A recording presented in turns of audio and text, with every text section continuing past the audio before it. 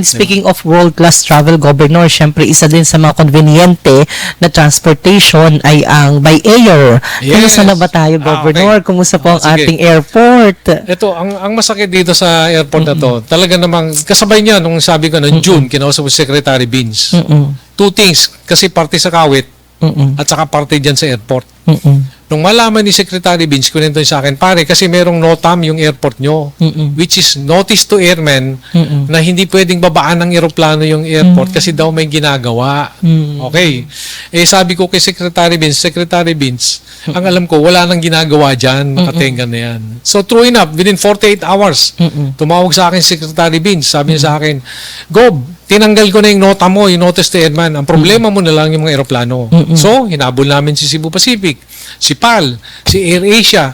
Sabi namin, pwede ba, kung pwede na niyong ibalik yung biyahe. Ang sabi niya, boss, kasi hindi na ganun kadali. Unang-una, ang mga turboprop, yung maliliit na eroplano, ay doon na dinadala sa Clark. So, psychologically, sa ating mga Marinduqueño, sasakay ka ng eroplano, dadaling ka sa Clark. Medyo ang hirap kumbinsihin, di ba? Layo. Kaya ang ano ko na lang, ang paraan na lang, kinausap ko rin si Mr. RSA kasi siya yung nag-ooperate ngayon ng NAIA. Ang sabi sa akin, partner, actually wala akong control dyan eh. Ang may control dyan yung CAAPNA at saka yung mga DOTR. Sabi ko sa kanya, boss, hindi naman ako naniniwala, ikaw may ari niyan eh. Pwede ba? Sabi lang niya sa akin, sige, sumulat ka na lang sa akin, I'll try. So, nandun pa rin tayo.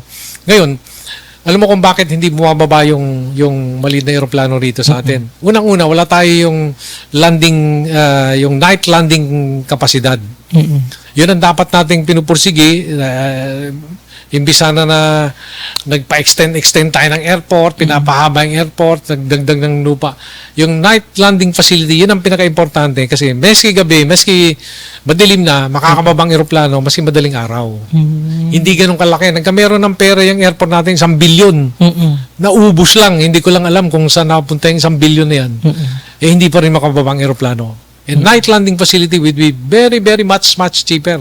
Mura. So, ibig sabihin po ba, Governor, sa mga susunod na mga buwan, ay hindi pa rin natin naasahan na magiging operational at meron ng lalapag na eroplano sa atin pong lalawigan sa Marinduque Airport? Mr. Myong, nakikita mo naman ang ano ko. I don't promise anything. But always I do what is best. So, yun sa akin na lang, at least, yung sinasabi natin, kailan magkaka-aeroplano, huwag po kayong mag-alala, tinatrabaho natin yan. Iba na yung malalaman mo lang, ay, may bumababa ng aeroplano. Kaysa yung sasabihin ko sa iyo, yung sa whole week, merong aeroplano, hindi nangyayari. Sabihin mo, sinungaling ako. Sabihin mo, tamad ako. Sabihin mo, wala akong ginawa. Yun ang inaalis ko sa mga politiko. They always promise something, tapos hindi nila may deliver. Eh, hindi po ako politiko. Nagkataon lamang na I'm elected as governor na sinasabi niya politiko. Pero ayokong matawag na politiko po ako.